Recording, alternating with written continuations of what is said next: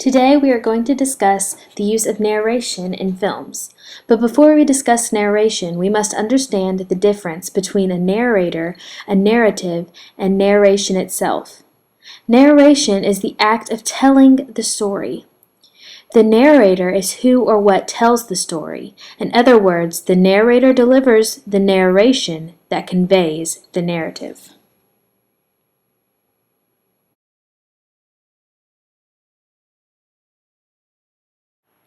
In every movie, the camera is the primary narrator.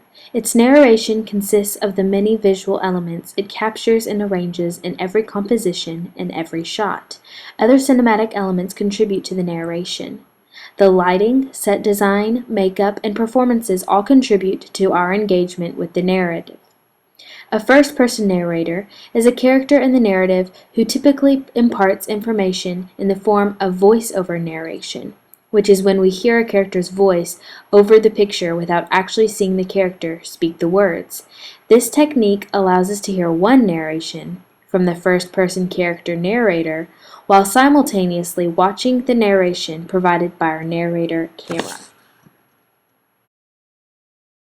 Some movies push this relationship between the camera and the narrator even further. These films don't limit the first-person narrative to voice-over narration. Instead, the first-person narrator character interrupts the narrative to deliver direct-address narration directly to the audience, thus breaking the fourth wall that traditionally separates the viewer from the two-dimensional fiction on screen. An example of this is director and screenwriter John Hughes' film, Ferris Bueller's Day Off.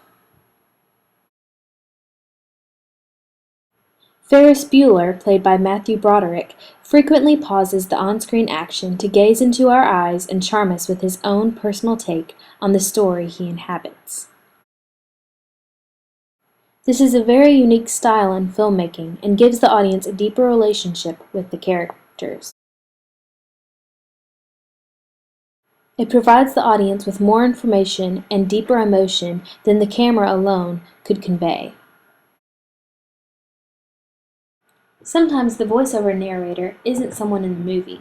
Voiceover narration can be expressed by a voice imposed from outside of the narrative. By being removed from the action, the third-person narrator is allowed to provide information not accessible to a narrator who is also a participant in the story. Like the author of the story, the third-person narrator knows all and can thus provide objective context to any situation. An example of this is Death to the Tin Man, directed and written by Ray Tintori. The narrator in Death to the Tin Man is not a character in the story. Rather, it is a third-person omniscient narrator that can not only clarify actions throughout the plot, but can also express the private emotions and thoughts of the characters in the film. This form of narrative gives the story an added dimension. It allows the audience into the minds and hearts of the characters. It can also be beneficial to the story to have an unbiased, omniscient voice that can be trusted as the audience tries to decipher their feelings and opinions towards the characters and actions throughout the film. Sometimes there is no narrator at all. The film simply gives you all of the information you need through creative camera shots. By angling and zooming the camera in and out in a certain way, the camera can force the audience to focus on whatever is meant to be the most prominent point in the scene, portraying meaning and emotion that usually only a human narrator conveys. An example of this is the short film Bartholomew's Song, written and co-directed by Destin Daniel Cretton and Lowell Frank. This film utilizes silence in a very unique way.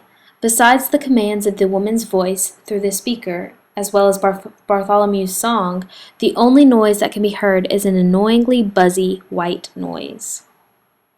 In this way, sound, as part of the film's makeup, is used as a narrative tool, which adds to the dreariness and bleak boredom of this film's pointless world.